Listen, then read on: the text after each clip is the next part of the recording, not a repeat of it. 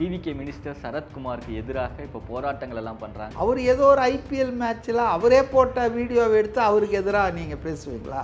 எந்த கோர்ட்லேயும் தீர்ப்பு வரல அவருக்கு எதிராக, எந்த ஒரு என்கொயரியும் முடியல, அவர் அதை மறுக்கிறாரு. அப்படி இருக்கும்போது அவர் பதவியை ராஜினாமா தார்மீக அடிப்படையில்னா செந்தில் பாலாஜி, அன்பில் மகேஷ், சபரீசன், இப்படி எல்லாம் 1 by 1 இவங்க வண்டவாளம் தண்டவாளத்தில் இப்படி போயிட்டு இருக்கு. அரசகுமார்னு இதுலேருந்து டைவர்ட் பண்ணுறதுக்காக இவங்க இந்த இஷ்யூவை இஷ்யூவை தூக்கின்னு கிளப்பின்னு என்ன நியாயங்க? நீங்கள் என்னெல்லாம் பண்ணியிருக்கீங்க நீங்கள்? மாணவர் அணின்னு இன்னைக்கு போராட்டம் பண்ணாங்க. சேகர் பாபு எப்போ மாணவர் ஆனாரு? மா சுப்பிரமணியம் எப்போ எந்த காலேஜில் படிக்கிறாரு? தமிழன் பிரசன்னா எங்கே இருக்கார்? நான் பார்த்த மூஞ்சிங்களை சொல்கிறேன். பிரியாலாம் இருந்தாங்க சார், மேயர் பிரியா இப்போ படிச்சுட்டு இருக்காங்களே சேகர் பாபு காலேஜில். கரப்ஷனை எப்படி விஞ்ஞானபூர்வமாக செய்கிறதுன்னு. அதாவதுங்க அவங்களுக்கு ஒன்றுமே தெரியல, பிடி கிடைக்க மாட்டேங்குதுங்க. ஸோ ஒரே அட்டம்ப்ட் தான், crude attempt to destabilise this government. ஏன்னா அது ஸ்டேபிளாக நின்றுடுச்சுன்னா அதுக்கப்புறம் அதை அசைக்கிறதுன்றது முடியாதுன்னு இவங்க எல்லாருக்கும் தெரியுது. இன்னும் 6 மாதத்தில் தேர்தல் வந்துடலாம், எப்போ வேணாலும் வரலாம், தேர்தலை சந்திக்க தயாராகுங்கள்னா உண்மையில் குலை நடுக்கத்தில் இருக்காங்க திமுக ஆட்கள். இந்த 57 வருமா? டிவிக்கு ஐடிங்களை நல்லா பதில் போட்டிருக்காங்க. நீங்கள் இனி எத்தனை தேர்தல் வந்தாலும் 100% தோல்விக்கு தயாராகுங்க அப்படின்னு. அப்போ எதுக்காக இந்த ஒப்பாரி, இந்த கச்சேரின்னு பார்த்தா இந்த 2 பேரும் இல்லாத ஒரு புதிய ஆள், புதிய கட்சி. இவங்களால ப்ரிடிக்ட் பண்ண முடியல இவர் எப்படின்னு. ஏன்னா இவங்களுக்குள்ள நிறைய அட்ஜஸ்ட்மெண்ட்டா, over the table, under the table.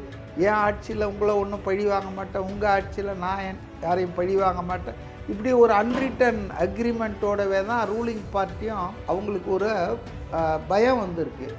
என்னடா இது, நீயா நானா நடத்திட்டு இருந்தோம் இவ்வளோ நாளாக சௌகரியமான ஒரு அரசியல், இப்போ திடீர்னு வேற ஒரு ஆள், 3வது ஆள் இங்கே உழைஞ்சி.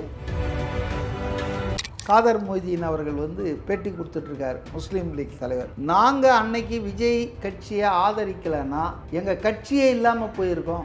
என்ன சொல்ல வரார்? நான் கொஞ்சம் கூர்மையாக கவனித்து அவர் என்ன சொல்கிறாருன்னா, பேராசிரியர் காதர் மொய்தீன், அந்த அளவுக்கு முஸ்லீம் சமூகம் எங்களுக்கு மேலே அழுத்தம் கொடுத்தது, நீங்கள் ஆதரிச்சே ஆகணும் விஜயை, இந்த நேரத்தில் அவரை நீங்கள் கைவிடக்கூடாது அப்படின்னு அந்த அளவுக்கு அழுத்தம், சமூக அழுத்தம் எங்களுக்கு இருந்தது.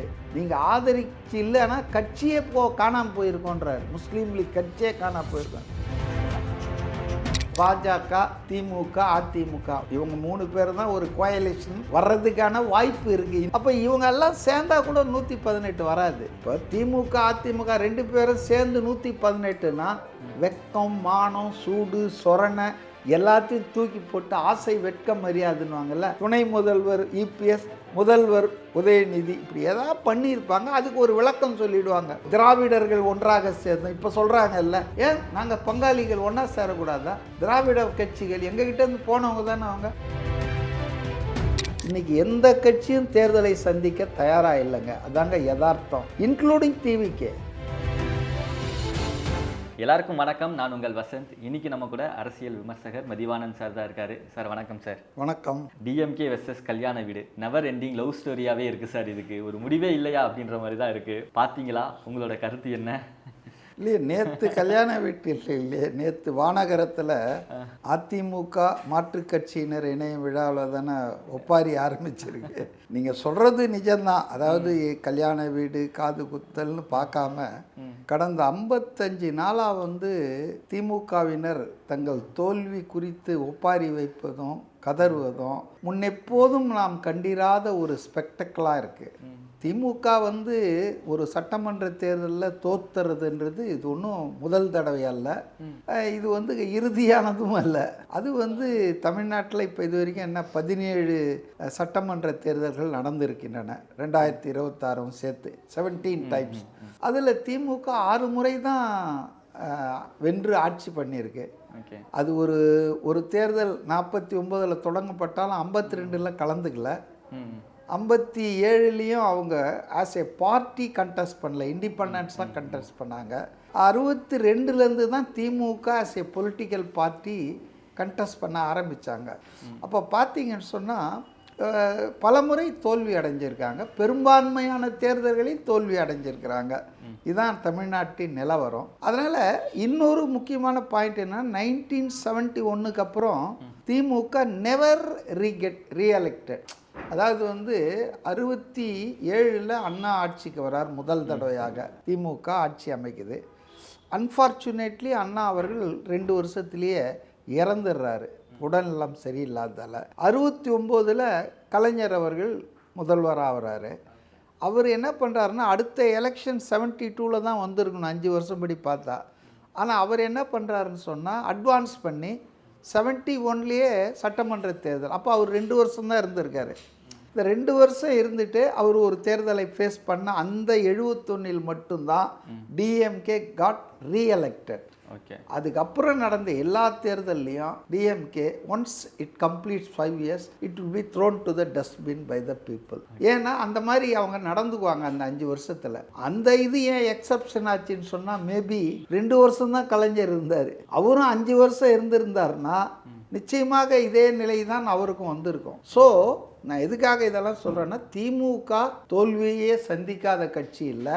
ஆட்சியில் இருக்கும்போது அது அடுத்த முறை வெற்றி பெற்றதாக வரலாறே இல்லை. அப்போ எதுக்காக இந்த ஒப்பாரி, இந்த கச்சேரின்னு பார்த்தா உங்களுக்கு தெரியும், இது ஒரு பெரிய மாற்றத்தை அவங்க பார்த்துட்டாங்க. என்ன, திமுக இல்லைன்னா அதிமுக, அதிமுக இல்லைன்னா திமுக. இந்த இருதுருவ அரசியல் என்பது கடந்த 60 வருஷமாக இருந்திருக்கு. இப்போ என்ன, வாட் இஸ் நியூ அப்படின்னு சொன்னால், இந்த 2 பேரும் இல்லாத ஒரு புதிய ஆள், புதிய கட்சி. இவங்களால் ப்ரிடிக்ட் பண்ண முடியல இவர் எப்படின்னு. ஏன்னா இவங்களுக்குள்ள நிறைய அட்ஜஸ்ட்மெண்ட்டாக, over the table, under the table. என் ஆட்சியில் உங்களை ஒன்றும் பழி வாங்க மாட்டேன், உங்கள் ஆட்சியில் நான் யாரையும் பழி வாங்க மாட்டேன். இப்படி ஒரு அன்ரிட்டன் அக்ரிமெண்ட்டோடவே தான் ரூலிங் பார்ட்டியும் ஆப்போசிஷனுமே இருந்தாங்க. இது மக்களுக்கான துரோகம்தான், அவங்க வெளியே பேசுகிற அரசியலுக்கான துரோகம்தான். அதாவது அவங்களுக்கு ஒரு பயம் வந்திருக்கு. என்னடா இது, நீயா நானா நடத்திட்டு இருந்தோம் இவ்வளோ நாளாக சௌகரியமான ஒரு அரசியல், இப்போ திடீர்னு வேற ஒரு ஆள், 3வது ஆள் இங்கே உழைஞ்சி அதிகாரத்தை கைப்பற்றிட்டான்றது அவங்களால தாங்க முடியல. இது ஏன்னா பாருங்கள், இந்த 4ஆம் தேதி 5ஆம் தேதி மே மாதம் திமுகவும் அண்ணா திமுகவும் சேர்ந்து ஆட்சி அமைக்கிறதுக்கு முயற்சி பண்ணாங்க. அதில் அவங்க எப்படி அம்பலமானாங்க? இப்போ இவ்வளோ நாளாக நடந்ததெல்லாம் நாடகம் தானா? அதனால் இதனுடைய அபாயம் அவங்களுக்கு புரியுது. இனிமேல் இந்த கதை நடக்காது, இது மாறி போச்சு களம். அதனால தான் அவங்க ரொம்ப கதறாங்க. ஆனால் உங்களுக்கு இன்றைக்கி எந்த கட்சியுமே புதுசாக தேர்தலை எதிர்கொள்ள தைரியம் இல்லை, திராணி இல்லை, அதாவது துணிச்சல் இல்லை. ஆனால் வெளியே என்ன சொல்லி அதிமுக சைலண்ட்டாக இருக்காங்க. அவங்களுக்கு புரியுது கள நிலவரம். ஆனால் இவங்களுக்கு புரிஞ்சாலும் திமுகவுக்கு இன்னும் 6 மாதத்தில் தேர்தல் வந்துடலாம், எப்போ வேணாலும் வரலாம், தேர்தலை சந்திக்க தயாராகுங்கள்னா உண்மையில் குலை நடுக்கத்தில் இருக்காங்க திமுக ஆட்கள். இந்த 57 வருமா? டிவிக்கு ஐடிங்களை நல்லா பதில் போட்டிருக்காங்க. நீங்கள் இனி எத்தனை தேர்தல் வந்தாலும் 100% தோல்விக்கு தயாராகுங்க அப்படின்னு. So it is a fact. People are vexed with both DMK and ADMK. அதனால் இவங்க இதெல்லாம் எதுக்காக பேசுகிறாங்க, இந்த கதறல் ஒப்பாரிலான்னா, அவங்க கட்சி இடைநிலையில் இருக்கிற, அடிநிலையில் இருக்கிற அந்த அடிப்படை உறுப்பினர்கள் நம்பிக்கை தளர்ந்து போயிருக்காங்க. அவங்க என்னடா எம்ஜிஆர் சாதிக்காதது இந்த ஆள் சாதிச்சிட்டாரு, 2 வருஷத்தில் பண்ணிட்டான மாயத்தை. எம்ஜிஆர் கூட ஒரு 3 கட்சி, ஃபார்வர்ட் பிளாக், சிபிஎம், இவங்களோட கூட்டணி வச்சு தான் அந்த 33% வாங்கினார் 1977. பட் மிஸ்டர் விஜய் பார்த்தீங்கன்னு சொன்னால் யாரோட கூட்டணி இல்லாமல் தனியாக அடித்து தூக்கிட்டார. 35%ன்றது it is not a small thing. அவங்க இன்னும் கொஞ்சம் உஷாராக இருந்திருந்தாங்கன்னா ஒரு 10 தொகுதியில் 500-1000 ஓட்டில் தான் தோற்றுருக்காங்க. அவங்களுக்கு தனிப்பெரும்பான்மை history would have been created. So அதனால் இந்த அபாயங்கள்லாம் அவங்களுக்கு புரியுது. அதனால தான் இதை அன்செட்டில் பண்ணிடணும். இது கொஞ்சம் நின்றுடுச்சுன்னா 2-3 வருஷம், அடுத்து 20-25 வருஷத்துக்கு நின்றுடுன்ற பயம் அவங்களுக்கு இருக்குது. ஸோ அதை இம்மிடியட்டாக அன்செட்டில் பண்ணணும், நிலைகுலைய செய்யணும். அதை ஸ்டெபிளைஸ் ஆகாமல் இந்த ஆட்சியை ஏதாவது ஒரு போராட்டம், மாணவர் அணின்னு இன்னைக்கு போராட்டம் பண்ணாங்க. சேகர் பாபு எப்போ மாணவர் ஆனார்? சேகர் பாபு. மா சுப்பிரமணியம் எப்போ எந்த காலேஜில் படிக்கிறாரு? தமிழன் பிரசன்னா எங்கே இருக்கார்? நான் பார்த்த மூஞ்சிங்களை சொல்கிறேன். பிரியாலாம் இருந்தாங்க சார், மேயர் பிரியாலாம். மேயர் பிரியா இப்போ படிச்சிட்டு இருக்காங்களே சேகர் பாபு காலேஜில், கரப்ஷனை எப்படி விஞ்ஞானபூர்வமாக செய்கிறதுன்னு. அதாவதுங்க அவங்களுக்கு வந்து ஒன்றுமே தெரியல, பிடி கிடைக்க மாட்டேங்குதுங்க. ஸோ ஒரே அட்டம்ப்ட் தான், crude attempt to destabilise this government. ஏன்னா அது ஸ்டேபிளாக நின்றுடுச்சுன்னா அதுக்கப்புறம் அதை வந்து அசைக்கிறதுன்றது முடியாதுன்னு இவங்க எல்லாருக்கும் தெரியுது. அமைச்சர் சிடி நிர்மல் குமார் நேற்று வந்து பத்திரிகையாளர் பேசும்போது ரொம்ப வெளிப்படையாக சொன்னார், இன்றைக்கும் முயற்சி நடந்துட்டுருக்கு திமுக அதிமுக சேர்ந்து ஆட்சி அமைக்கலான்னு. ஆனால் அவங்க கனவு நிறைவேறாது. எனக்கு கிடைத்த தகவல், திமுகவிலேருந்து ஒரு 10 எம்எல்ஏக்கள் ரிசைன் பண்ண தயாராகிட்டாங்க, கட்சி தலைமையின் தவறான அணுகுமுறை பிடிக்காம அப்படின்னு அவர் ஒரு குண்டை தூக்கி போட்டிருக்காரு. அதனால் என்னை பொறுத்தவரையில் இன்னைக்கு எந்த கட்சியும் தேர்தலை சந்திக்க தயாராக இல்லைங்க. அதாங்க யதார்த்தம், இன்க்ளூடிங் டிவிகே. ஏன்னா நாட் ஓன்லி அது வந்து மக்களுக்கு பிரச்சனை, வீண் செலவு என்பது மட்டும் அல்ல, தேவையில்லாத விஷயம் மட்டும் இல்லை. இன்னைக்கு வந்து இந்த நாட்டுக்கு இந்த மாநிலத்துக்கு எவ்வளோ வேலைகள் செய்ய வேண்டியிருக்கு. இப்போ புது தேர்தல் வார வாரம் மாதம் நடத்திக்கிட்டே இருந்தால் ஏன் இவ்வளோ இரஸ்பான்சிபிள் ஆகிட்டாரு ஸ்டாலின் அவர்கள் அப்படின்னு தெரியல. 6 மாதங்கள் சும்மா இருப்போம் அப்படின்னு சொல்லிட்டு 6வது நாள்லேருந்தே கச்சேரி ஆரம்பிச்சாங்களா? இப்போ நேற்று கூட சொல்லியிருக்காரு, கூடி எப்போ வேணாலும் தேர்தல் வரும், தயாரான நிலையில் இருங்க அப்படின்னு சொல்லிட்டு. இவங்க முடிஞ்ச அளவுக்கு எப்படியாவது நீங்கள் சொன்ன மாதிரி இது ஸ்டெபிலைஸ் ஆக்க விடாமல் நிறைய விஷயங்கள் பண்ணிட்டே இருக்காங்க, போராட்டங்கள் எல்லாம் பண்றாங்க. இல்ல ஏன்னா இது செட்டில் ஆயிடுச்சுன்னா, கான்கிரீட் செட்டில் ஆனா ஒரு மாதிரி ஆயிடும் தெரியுங்களா? ஆமா, அந்த மாதிரி நிலைமை தான். நீங்க செட்டில் ஆகிறதுக்கு முன்னால் அதை கலைச்சிடலாம், பண்ணலாம். ஒன்ஸ் கான்கிரீட் செட் ஆயிடுச்சுன்னா அப்புறம் கடப்பாரை வச்சு இடிச்சா கூட வராது. அது அவங்களுக்கு தெரியுது. அதனால தான் இந்த குரூட் அட்டம்ப்டை பண்ணிட்டு இருக்காங்க. டு தி எக்ஸ்ட்ரீம் எந்த லெவலுக்கு வரைக்கும் இன்னும் போவாங்க சார்? ஒரு லெவலுக்கும் போக முடியாதுங்க. ஏன்னா இந்த தமிழ்நாடு மக்கள் வந்து கொடுத்த தீர்ப்பு இருக்குது, மண்டையை பிச்சுக்கிறாங்க. யார் சேர்ந்தாலும் எப்படியுமே பண்ண முடியாது. இப்போ பாஜக, திமுக, அதிமுக இவங்க 3 பேர் தான் ஒரு கோயலிஷன் வர்றதுக்கான வாய்ப்பு இருக்குது இன்றைய சூழலில். அப்போ இவங்க எல்லாம் சேர்ந்தா கூட 118 வராது. த வெரி ஃபேக்ட்டு ஏன் அந்த அட்டம்ப்ட் வந்து ஃபெயில் ஆச்சு மே 5ஆம் தேதினா, அது காரணம் கூட்டணி கட்சிகள் தயவு இல்லாமல் யாருமே ஆட்சி அமைக்க முடியாது தனித்து. ஹங் அசம்பிளி வந்துடுச்சு. இது ஒன்றும் முதல் முறை இல்லை, இதுக்கு முன்னால் வந்து இருக்குது ஹங் அசம்பிளி.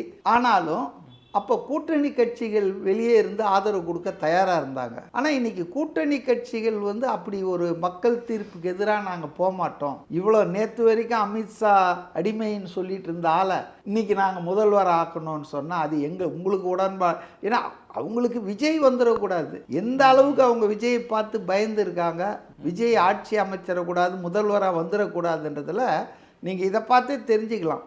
அதிமுக பொதுச் செயலாளரை முதல்வராக்குவதற்கு நாங்கள் தயார், நீங்களும் வாங்கன்னு கூப்பிட்ற அளவுக்கு போயிட்டாங்க. So that was the reason ஏன் ஒவ்வொரு கூட்டணி கட்சியாக இவங்களை விட்டு வெளியேறினாங்க. இப்போ கூட நான் பார்த்தேன், ஏதோ ஒரு செய்தி சேனலில் காதர் மொய்தீன் அவர்கள் வந்து பேட்டி கொடுத்துட்ருக்கார், முஸ்லீம் லீக் தலைவர். அவர் எந்த அளவு சொல்கிறாருன்னா, நாங்கள் அன்னைக்கு விஜய் கட்சியை ஆதரிக்கலைன்னா எங்கள் கட்சியே இல்லாமல் போயிருக்கோம். என்ன சொல்ல வரார், நான் கொஞ்சம் கூர்மையாக கவனித்து அவர் என்ன சொல்கிறாருன்னா, பேராசிரியர் காதர் மொய்தீன், அவர் தான் national president of the Indian Union Muslim. அவர் என்ன சொல்கிறாருன்னா, அந்த அளவுக்கு முஸ்லீம் சமூகம் எங்களுக்கு மேலே அழுத்தம் கொடுத்தது, நீங்கள் ஆதரிச்சே ஆகணும் விஜயை, இந்த நேரத்தில் அவரை நீங்கள் கைவிடக்கூடாது அப்படின்னு அந்த அளவுக்கு அழுத்தம், சமூக அழுத்தம் எங்களுக்கு இருந்தது. நான் கூட முதல்ல வேற மாதிரி நினச்சிக்கிட்டேன், நீங்கள் ஆதரிச்சு இல்லைன்னா கட்சியே காணாமல் போயிருக்கோன்றார், முஸ்லீம் லீக் கட்சியே காணாமல் போயிருக்கோம். ஸோ அதனால் வந்துங்க அவ்வளோ ஈஸி இல்லைங்க இந்த முறை வந்து. ஏன்னா அப்படி கால்குலேஷன் அப்படி ஆயிடுச்சுங்க. இப்போ திமுக அதிமுக 2 பேரும் சேர்ந்து 118னா வெக்கம், மானம், சூடு, சொரணை எல்லாத்தையும் தூக்கி போட்டு ஆசை வெட்கம் மரியாதுன்னுவாங்கல்ல, அதுபோல் இபிஎஸ் முதல்வர், துணை முதல்வர் இவர், இல்லை துணை முதல்வர் இபிஎஸ், முதல்வர் உதயநிதி, இப்படி ஏதாவது பண்ணியிருப்பாங்க. அதுக்கு ஒரு விளக்கம் சொல்லிடுவாங்க. உறவு திராவிடர்கள் ஒன்றாக சேர்ந்தோம் இப்போ சொல்கிறாங்கல்ல. இப்போ என்ன சொல்கிறாரு அந்த இவர், நம்ம திமுக அமைப்பு செயலாளர் RS பாரதி, அவர் என்ன சொல்கிறாரு, ஏன் நாங்கள் பங்காளிகள் ஒன்றா சேரக்கூடாதா? திராவிட கட்சிகள் எங்ககிட்டேருந்து போனவங்க தானே அவங்க, கம்யூனிஸ்ட் கட்சிகள் பிரிஞ்சாலும் ஒன்றா இருக்கீங்கல்ல, ஏன் நாங்கள் இருக்கக்கூடாதா? என்ன தப்பு, பங்காளிகள் தானே, பஞ்சமா பாதகமானலாம் கேட்குறாங்கல்ல. ராஜாவே எந்த அளவுக்கு போயிட்டாருன்னா 2வது கட்ட 3வது கட்ட தலைவர்கள் பேசியிருக்கலாம் அதிமுக திமுக கூட்டணி பற்றி அப்படின்னு பொதுவெளியில் ஒத்துக்கிற அளவுக்கு போயிட்டாங்க. ஸோ அவங்கள பொறுத்தவரை தே ட்ரைடு தேர் பெஸ்ட்டு. பட் இந்த அரித்மெட்டிக்கு இந்த காம்போசிஷன் தான் அவங்களால அதை வந்து ஜெயிக்க முடியல. இப்போ அதே தான் இன்றைக்கி இருக்குது. இன்னும் சொல்லப்போனால் இன்னும் கெட்டியாயிடுச்சு. விசிகா மந்திரி சபையில் போயிடுச்சு, முஸ்லீம் லீக் மந்திரி சபையில் போயிடுச்சு, காங்கிரஸ் மந்திரி சபையில் போயிடுச்சு. இப்போ யார் வந்து உங்களுக்கு இங்கே மந்திரி சபையில் இடமே கிடையாது, வெளியே தான் நிற்கணும்னு சொன்ன ஆட்சி எங்கே? இங்கே வந்து 8 தலித்துகளுக்கு ஒரு சமூக நீதி சர்க்கார்னு வேற பேர் எடுத்துட்டாரு. இப்போ இதை டிஸ்டர்ப் பண்ணால் இது சமூக நீதியை குலைச்சா மாதிரிலாம் ஆகிடும். எல்லாரும் ஒரு முறைக்கு 2 முறை யோசிப்பாங்க.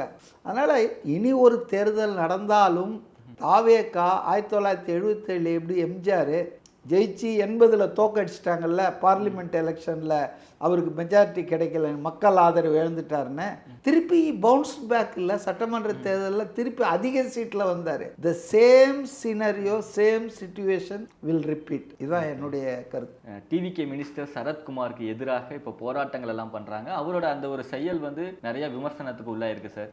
உங்களை பொறுத்த வரைக்கும் அது எப்படி இருந்துச்சு? நான் வந்துங்க ஒரு நடுநிலையான ஒரு பார்வையாளராக சொல்கிறேன். சாதாரணமாக என்னுடைய இந்த 60-70 வருஷ வரலாற்றில் நான் என்ன பார்த்துருக்கேன்னா, ஒரு அமைச்சராக இருந்தவர் ஏதாவது வந்து அவர் பதவியத்தில் அந்த அமைச்சரவையில் முறைகேடு ஊழல் இல்லை சட்டவிரோதமான ஏதாவது விஷயம் பண்ணிட்டாருன்னா வந்து கண்டிப்பாக பதவி விலகணும்னு சொல்லுவாங்க. இல்லை அவர் துறையில் மாரல் ரெஸ்பான்சிபிலிட்டிப்பா ஒரு ரயில் விபத்து நடந்தது, சாஸ்திரி தானே வந்து ராஜினாமா பண்ணிட்டார், லால் பகதூர் சாஸ்திரி. ஆனால் துணை மந்திரி அந்த ஓவி அழகேசன் வந்து ராஜினாமா பண்ணல. They are not directly responsible for the derailment accident. இருந்தாலும் ஒரு மாரல் ரெஸ்பான்சிபிலிட்டியில் லால் பகதூர் சாஸ்திரி பண்ணிட்டாரு. இவர் பண்ணலை, ரைட்லியா ராங்லி இவர் பதவியில் இருந்தார். உடனே அரியலூர் இது மக்கள் மாண்டது போதாதா, அழகேசா நீ பதவி விலகு அப்படின்னு திமுக காரங்க அவரை பதவி விலக சொன்னாங்க. இது மாதிரி விவகாரங்களை தான் அமைச்சர்களை பதவி சொல்லுவாங்க தவிர, ஒரு ஆள் எம்எல்ஏ ஆகிறதுக்கு முன்னால், ஒரு ஆள் வந்து மந்திரி ஆகிறதுக்கு முன்னால் அவர் ஒரு பர்சனல் லைஃப் வாழும்போது அவர் என்ன பண்ணார், என்ன தப்பு பண்ணாரா, ரைட்டாக பண்ணாரா, நான் அதுக்குள்ளவே போகல. I am not going into the merits and demerits of the issue. நான் என்ன சொல்றேன்னா, எந்த பீரியடு கேட்பீங்க? எதுக்காக அவர் அமைச்சர் பதவி ராஜினாமா பண்ணோம்? ஏதாவது கன்க்ளூசிவாக ப்ரூஃப் ஆயிடுச்சா, ஏதாவது நிரூபணம் ஆயிடுச்சா? அதாவது இது முதல்ல இது அவர் அமைச்சராக இருந்த காலத்திலோ எம்எல்ஏவாக இருக்கிற காலத்திலோ, ஏன்னா எல்லாமே மே மாதத்துலேருந்து தானேங்க. இந்த பீரியடில் அவர் ஏதாவது பண்ணியிருந்தால் he must take even moral responsibility. ஆனால் இது வந்து பீரியட் என்ன? அவர் ஏதோ ஒரு ஐபிஎல் மேட்ச்சில் அவரே போட்ட வீடியோவை எடுத்து அவருக்கு எதிராக நீங்கள் பேசுவீங்களா? ஸோ நான் என்ன சொல்கிறேன்னு சொன்னால், விசாரிக்கலாம். ரொம்ப மாரலிஸ்டிக்காக இருந்து தார்மீகம் நாங்கள் இல்லை அப்படியா தப்பு பண்ணவங்க இருக்கக்கூடாது. எப்போ தப்பு பண்ணியிருந்தாலும், அவங்க தாத்தா தப்பு பண்ணியிருந்தா கூட இவங்களை தண்டிக்கணும்னா விசாரணை போடுங்க, விசாரிங்க. ஆனால் அதை விடுத்து ராஜினாமா பண்ணுங்கன்னு சொல்லி கேட்கறது நியாயமா? அதுவும் யார் கேட்குறாங்க, அது ஒரு முக்கியம் இல்லை. செந்தில் பாலாஜி ஒரு நீதிமன்றத்தால் தண்டிக்கப்பட்டு சிறையில் அடைக்கப்படுகிறார். சார்ஜஸ் என்ன? கரப்ஷன். லஞ்சம் வாங்கினார். போக்குவரத்து துறை அமைச்சராக அதிமுக ஆட்சியில் இருக்கும்போது பாவப்பட்ட கண்டக்டர் டிரைவர் வேலைக்கு வாங்கினார். அவங்களுக்கு வேலை கொடுக்கல, அவர் வேற யாருக்கோ கொடுத்துட்டார். அதிக பிட்டிங் ஆக்ஷனில் அதிகமாக கேட்டவனும் கொடுத்துட்டாரு. இப்போ இவங்களுக்கு கொடுக்கல, பணத்தையாவது திருப்பி கொடுத்துருக்கணும்ல. இப்போல்லாம் எப்படின்னா, அவர் ரொம்ப நாணயமான ஆளுங்க. எப்படி காசு வாங்கினா கச்சிதமாக காரியத்தை முடிச்சிடுவார். அதுதான் இப்போ நாணயமாயிடுச்சு. காசு வாங்காமல் செய்யணுன்றதெல்லாம் இப்போ போச்சு. அப்போ செந்தில் பாலாஜி மேலே என்ன குற்றச்சாட்டுனா, காசு வாங்கிட்டு எங்களுக்கு வேலையும் கொடுக்காம பணத்தையும் திருப்பி கொடுக்காம ஏமாற்றினார், வஞ்சனை செய்தார் என்பது தான் அவர் மேலே குற்றச்சாட்டு. அப்போ அந்த குற்றச்சாட்டுக்கு அவருக்கு ஜெயிலுக்கு போகிறாங்க, கைது பண்ணுறாங்க. ரைட்டு. ஜெயிலில் அவர் இருக்கும்போது பல மாதங்கள் அவர் அமைச்சராகவே தொடர செய்தது தான் திமுக ஆட்சி. அவரை வந்துட்டு மினிஸ்டர் வித்தவுட் போர்ட்ஃபோலியோன்னு வச்சுருந்தாங்க. நான் பல நேர்காணலில் சொல்லியிருக்கேன், தமிழ்நாட்டின் சிறைச்சாலை என்பது மாநில அரசால் நிர்வகிக்கப்படுகிறது. ஐஜி பிரிசனோ, டிஐஜியோ, எஸ்பியோ, ஜெயிலரோ எல்லாரும் மாநில அரசின் ஊழியர்கள். இப்போ ஒருத்தர் வந்து கைதி வராரு, செந்தில் பாலாஜி, அவர் அந்த மாநில அரசு ஊழியர்கள் அவரை கைதியாக நடத்துவாங்களா இல்லை அமைச்சராக நடத்துவாங்களா? நீங்களே சொல்லுங்க. கைதியா தான். எப்படி நடத்துவாங்க? கைதியா? ஏங்க அமைச்சருங்க அவரு. அப்போ அமைச்சரா ஏக காலத்தில் அவர் கைதியாக இருக்கிறார், அவர் மினிஸ்டர் வித்தவுட் போர்ட்ஃபோலியோ. அப்போ இது மாதிரி அயோக்கியத்தனம் அநியாயத்தெல்லாம் நீங்கள் பண்ணி எக்ஸாம்பிளாக முன்னுதாரணமாக வச்சுட்டு நீங்கள் வந்துட்டு ஒரு ஆள் மந்திரியாக இல்லாத காலத்தில் அது என்ன நடந்ததுன்னு இன்னும் நிரூபணம் ஆகலை. எந்த கோர்ட்லேயும் தீர்ப்பு வரல அவருக்கு எதிராக, எந்த ஒரு என்கொயரியும் முடியல. அவர் அதை மறுக்கிறாரு. அப்படி இருக்கும்போது அவர் பதவியை ராஜினாமா தார்மீக அடிப்படையிலன்னா என்ன நியாயங்க? நீங்கள் வந்து என்னெல்லாம் பண்ணியிருக்கீங்க. நீங்கள் கேஎன் நேரு முனிசிபல் அட்மினிஸ்ட்ரேஷனில் இந்த அசிஸ்டன்ட் இன்ஜினியர் போஸ்ட் 2000 போஸ்ட்டை நிரப்புவதற்காக 35 லட்சம் ரூபாய் வரைக்கும் ஒரு போஸ்ட்டுக்கு லஞ்சம் வாங்கியிருக்காருன்னு ஒரு இடி, அது ஒரு சென்ட்ரல் கவர்மெண்ட்டுடைய ஏஜென்சி, அவங்க 252 பக்கத்துக்கு ஆதாரத்தை பிரைமா பேசி இருக்கு, எஃப்ஐஆர் போடுங்கன்னு உங்கள் லஞ்ச ஒழிப்பு துறைக்கு கடிதம் கொடுத்து 1 வருஷமாச்சு. நீங்கள் கடைசி வரை கேஎன் நேரு மேலே எஃப்ஐஆர் போடவே இல்லையே. போடக்கூடாதுன்னு இல்லை, நீங்கள் முயற்சி பண்ணீங்க. இன்னைக்கு விஜய் ஆட்சி அமைச்சதுக்கு அப்புறம் தானே எஃப்ஐஆர் போட்டிருக்காங்க. நீங்க எல்லாமா தார்மீக அரசியலை பற்றி பேசலாம். அதனால் யார் சொல்கிறாங்கன்றதையும் மக்கள் பார்ப்பாங்களே. இவங்க வண்டவாளம் தண்டவாளத்தில் ஏறிட்டு இருக்கு.